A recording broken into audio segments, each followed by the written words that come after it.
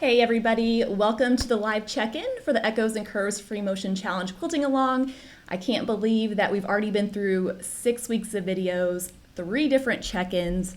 To quote Midge, who just left a comment on the video or on this live chat, she said, "Thanks so much for all the videos. I'm exhausted but feeling more confident." And Midge, I would agree with you. I am exactly the same.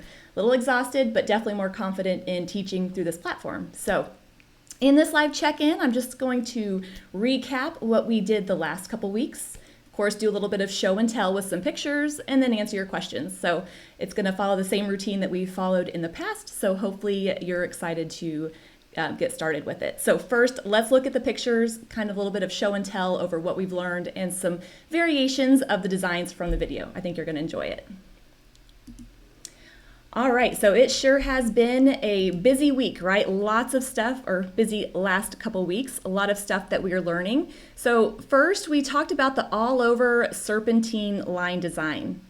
And when I started this challenge, I was a little nervous that you all would be not super excited about the serpentine lines, but I just want to thank you for jumping in and going for it. Everybody is doing so great.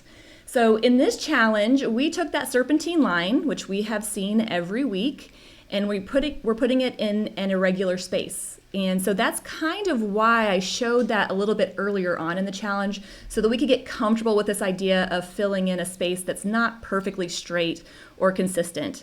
And what's great about this all-over design is that it's just going to add a beautiful texture to your backgrounds.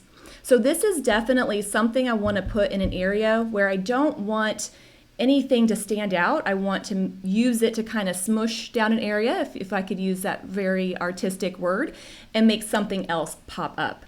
So I really like this as well because it lets me break the whole area up into chunks and makes it a little bit more manageable. So I'm quilting my wavy lines and then filling them in. Now in the video, I know I said a lot. You can go about this a lot of different ways. I like to make my sections and then fill them in. But you could do all your wavy lines first. You could, make it work for your preferences. And I want to keep saying that because I want you to know that I can only tell you what works for me. You might find that something else works for you. Now, when we talked about the all-over serpentine design, one thing I said a lot in the video, or maybe I didn't, sometimes I edit out all the times I say things over and over again, but it's going to fill a defined area. It needs to be 2 edges, but those edges can be other quilting designs. It could be other blocks or other things. So in this instance down here, you can see I've highlighted a couple of the blocks with some echo quilting and then filled in the space between them. So what I'm doing in this instance is I'm really trying to draw attention to the blocks that I really like. And on the panel, I'm just kind of guessing. But if this were a whole quilt, I'm definitely going to show off the blocks that have the best points, my favorite fabrics, or that have a special significance to me. I used to quilt for customers, and I don't anymore, but this was something I felt like I did really well. I was able to show off their favorite parts of the quilt, and then, kind of help cover up some areas that weren't always the best. So another example, a little bit up closer of this. Now, in the videos, I'm always using a darker thread so you can see what I'm doing. But on this design, it's all about the texture. And I know when people talk about texture, it's kind of a catchphrase. But when I'm talking about texture, I'm meaning that not one particular part of it shows up more than the other. I just have the same consistent spacing. So you're definitely going to want to use a blending thread color or something close, because if you have it too contrasting, then the quilting is definitely going to catch your attention. Now, sometimes that might be the effect that you want. Maybe you do want to draw attention to that area of the quilting because you're trying to hide something in a different area. Sometimes I've had to resort to that. Now, this is a picture I showed in the video, but this is one of the samples from my quilting class, or my classes when I travel, or when I used to travel. And it just shows you that serpentine kind of all over design in a different color of thread. So if you are going to use a different thread color, aim for something in the same value. So this is actually, I don't know, it's not the best picture, but it's actually like a blue, like a light blue, maybe even almost a medium blue. So going with the orange, that's like kind of a light medium orange, it's not going to be too overwhelming. But the reason I want to show this is I talked about in the video that this design naturally gets thread buildup along that wavy line, and that's really what we're going for. I love how it has a more dense or more of that thread on the edges and a little bit less in the middle, and to me I think it kind of gives it almost a rounded look. Now, I should say, I'm easily amused and I like to make up all kinds of stories about my quilting designs, so, that could just be my own reading into it, but I really love how it has a little bit of that buildup. But remember, if you're having trouble hitting that line just right, stop a little bit short. I would rather have the lines right here, you can see one, stop a little bit short than to cross over, because then it's gonna get a little bit more distracting. So here, I did a little bit up here. Now, here's the thing, you cannot point out your mistakes. I can, because it's my job. So definitely don't get too worried about it. Now let's see some variations. Just for a second in the video, I kind of talked about some different things you can do. And of course, using a different filler is an easy way to practice a new design. If you want to try, arcs or serpentine lines, using that defined space is really going to help. But what I love about the arcs is this design still gets a little bit of that thread buildup on the lines. It's still going to kind of give it that rounded look. So if you do kind of like that look, use something that's going to kind of touch the edges as opposed to a wishbone that won't necessarily do that. And of course, you can alternate between designs. I love to create secondary patterns. I am so easily amused, it's not funny. But I'll do some arcs and then maybe a serpentine line and then another arc and then another serpentine line. So you can even alternate it to create some different effects, especially if you find yourself getting a little bit bored while you're quilting. Okay, so this is not super obvious what I'm showing here, but in the video, I'm demonstrating the design so you can see it and you're not distracted by the panel. So I start on a regular piece of fabric, but I really want to encourage you to think about those sections. They don't have to go in a straight line.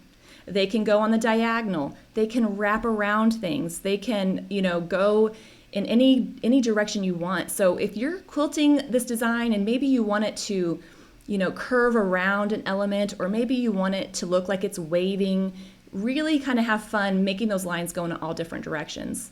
Now, you've already turned corners with this design, so I know you can do that.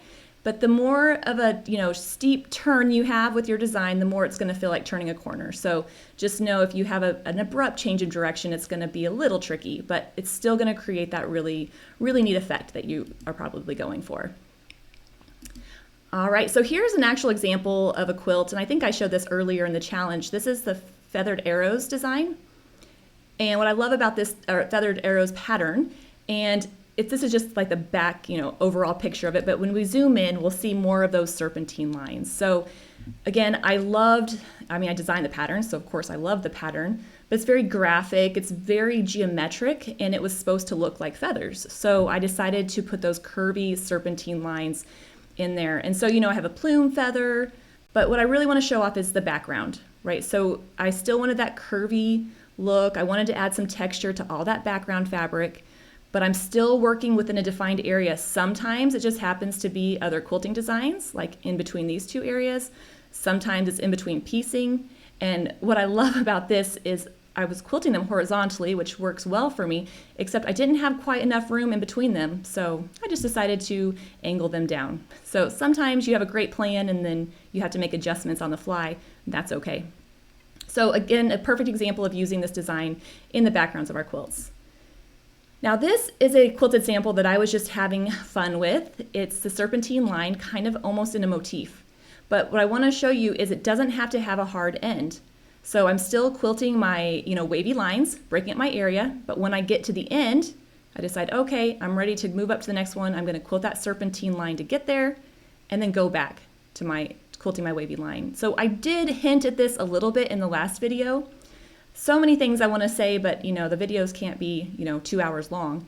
But you can use that serpentine line to get from line to line. So you can use the serpentine line to get from wavy line to wavy line. This is really helpful if you're quilting this vertically on your long arm, or you just kind of run out of room and you want to work your way back up the opposite way. But what's fun about this is that kind of gives it a mandala look, and then I added some more embellishments because, I think quilting it to death is my favorite. So, but the most important thing here is to know that you don't have to just end, your edge can be another serpentine line. So If that overwhelms you, then just pretend I didn't show you that picture. Don't even think about it. But those of you that have quilted the Serpentine line a couple times and feel comfortable, this is a really fun, elegant way to use that design. All right, and then we ended with the last video where we combined the echoes and curves. So this particular example, I'm using the quilting to highlight the piecing. So what I'm kind of getting into is not so much technique or how to quilt the design, it's more about how to use the design on quilts. And so hopefully, I find that teaching technique is better in live, in a class, but I really wanted to show you how I approach quilts differently. So the first all over Serpentine line, I'm just doing it over everything. I'm giving it a nice texture. Whereas this, I'm really using the piecing as my guide. Maybe I really love the pattern. Maybe it took forever and I want to show that off. So I'm highlighting the piecing, not so much the individual blocks as much. So the pattern or the secondary design I want to create. And it's also helping us get comfortable working within a couple of different techniques, straight line and serpentine line quilting. So again, still breaking it up into chunks, still filling it in. I did change it up a little bit and switched out thread colors because, I love threads and I thought it would be kind of fun, although you definitely don't have to do that. And just another last up close kind of picture of that. So everything we had talked about kind of led us up to this video where we were talking about, using echoing and using serpentine lines in irregular spaces. So hopefully by the time we got to this point, you weren't too overwhelmed or too scared. That's definitely my hope. So let me click off here real quick. All right, so that's a lot of stuff. When I was laying out the challenge and kind of deciding what I was going to show when, I knew that it was going to be really like small things at the beginning and a lot at the end, but I think that's just an easier way to kind of process. Now, one of the questions that was asked on the live chat, and this is such a good question, I wish I would have thought to address this, is on the clasp panel, or the panel I quilted the two halves or the two background halves differently. For me, that just helps me break it up and teach it in that method. It's a little bit easier to show one and then to show a different variation. However, you could do the same one over the whole quilt or whole background area, or if you wanted, you could combine the two within one side. So if you wanted to have those echoes and curves outside of that main part of the panel, and then go to your echoes and curves, that would be amazing. So you can definitely switch it up however you want. And of course, you can always do that. You always have that option, but sometimes it's fun to hear, there's some different ways you can go about it.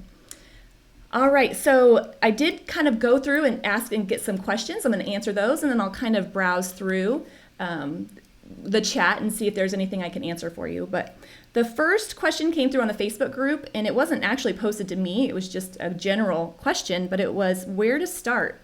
Okay, so that's a common question. Where do you start on the quilt? I know I've answered it before in the live chats, so those of you that have heard me answer this know what I'm going to say. Start where you will start, wherever it is you want to start. Now, if I'm working on a sewing machine, I prefer to start in the center because it's never going to be heavier or more difficult than it is at that moment. I want to get the hardest part done as quick as I can. But if the middle of the quilt scares you or you're not sure, what to do with it, start somewhere else. But the question came up on the How Do I Quilt It challenge. So for those of you that did that last challenge earlier this year or late last year, we started from the top down.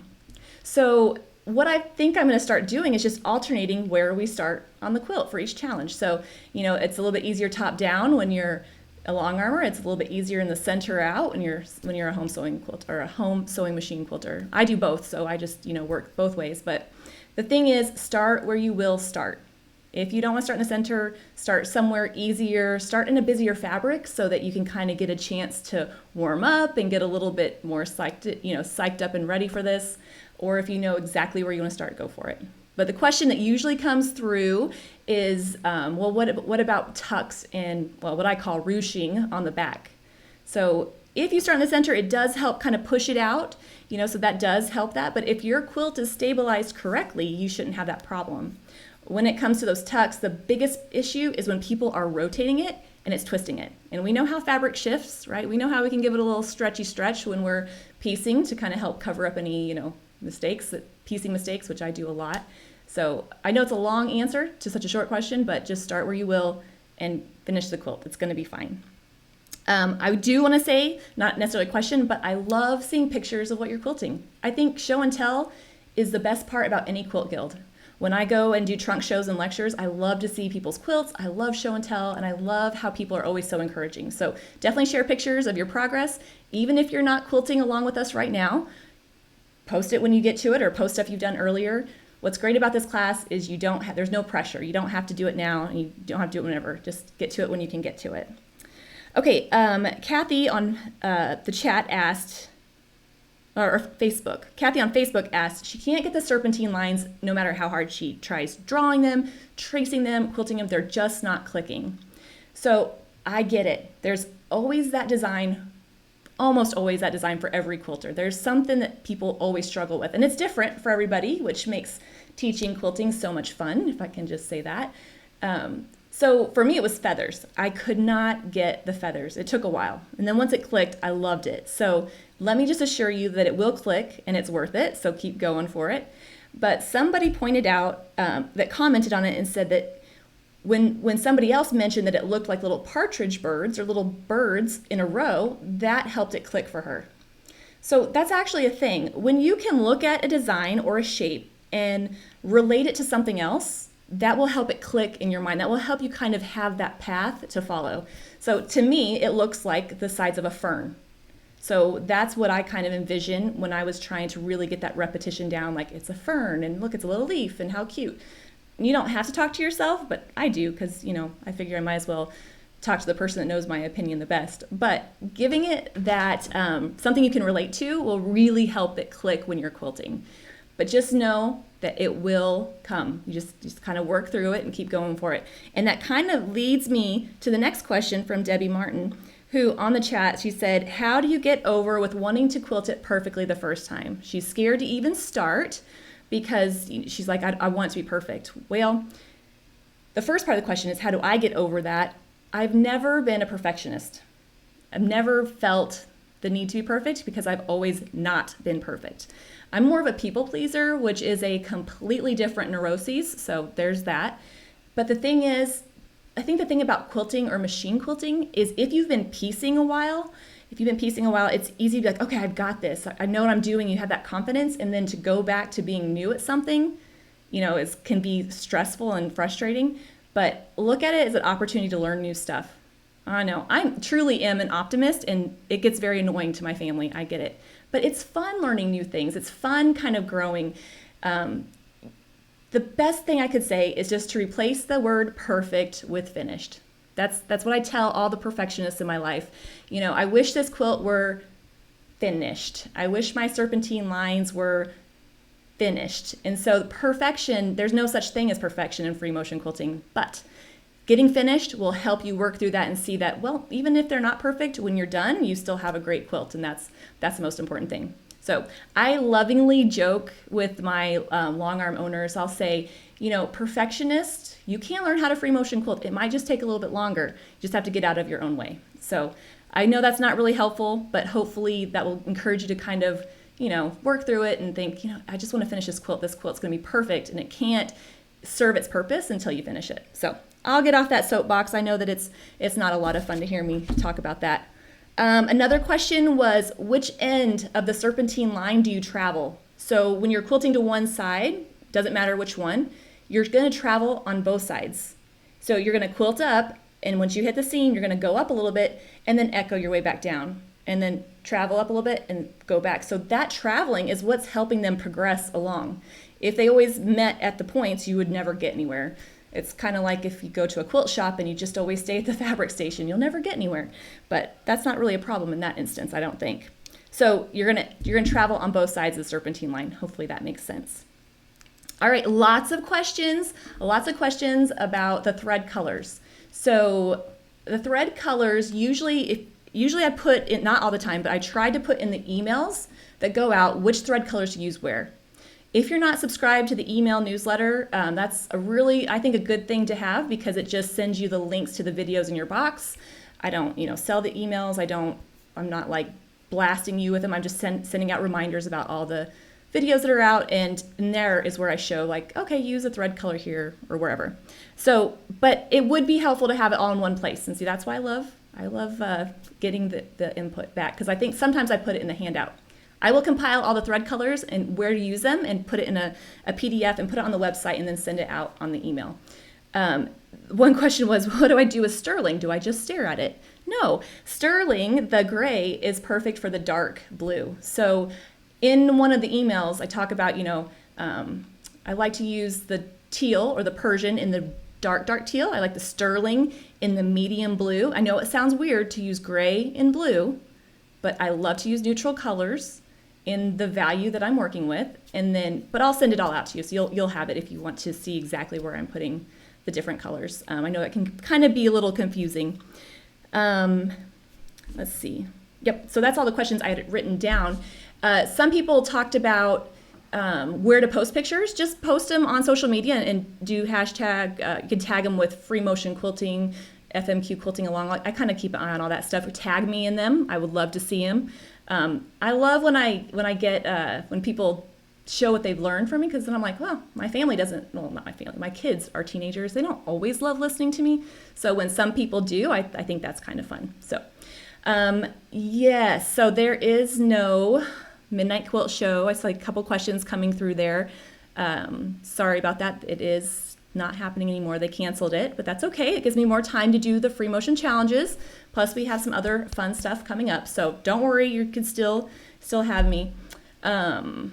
Kyle said the emails had different subject lines. I had a hard time searching for all them when I needed to find them afterwards.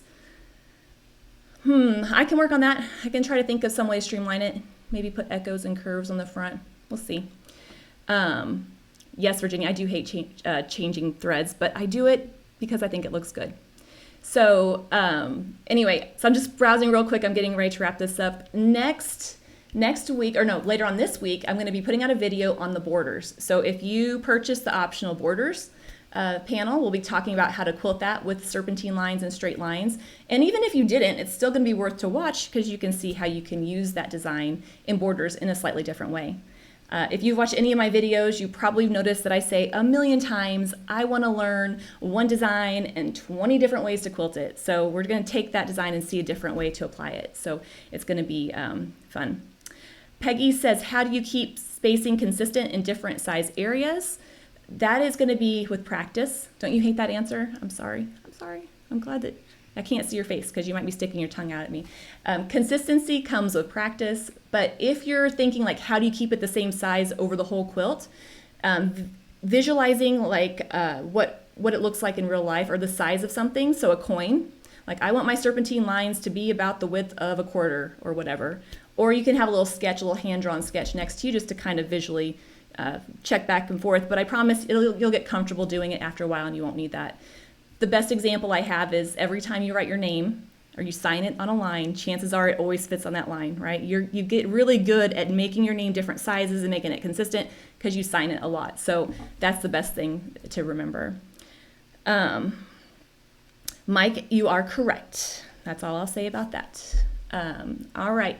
Don't be depressed. There's still more videos coming. Don't be depressed. This is fine. This is good. It's growth. And I like how somebody said, I like to see progress over perfection. And that's it. Progress. You've got to definitely keep progressing. So the challenge isn't over. There's still one bonus video, but some of you are wrapping up your quilts, and I love seeing them. I promise I'll be back soon with some more videos, another challenge. I've already got stuff in the works for that. And definitely, if you have questions, you can join our Facebook group. So on the Facebook group, another great place to share pictures and post what you're doing and ask questions. It's a really fun group to feel more engaged in between the challenges. And I am shipping orders right now on the website. Lag time is really pretty good. So since I'm going nowhere, I'm shipping orders. And I just got my shipping gal back, so that helps too. So no, we're definitely shipping. It's not too late to buy the borders, so you can definitely get that. We still have all that product in sale, or in shop. So, all right, you all. what a day, what a challenge. 6 videos, a lot of different things on that serpentine line. We're not quite done yet, but we'll definitely see it. Thank you so much for quilting along with me. You know, when I started this, I had no idea that it would be during this time, but it has been so helpful for me just to have, you know, the connection with you all and to have the videos to kind of keep me focused and busy as everything else is going nuts. So I'll be back on Friday with a video. I'll see you all either on Facebook or with new videos. Thanks so much and happy quilting.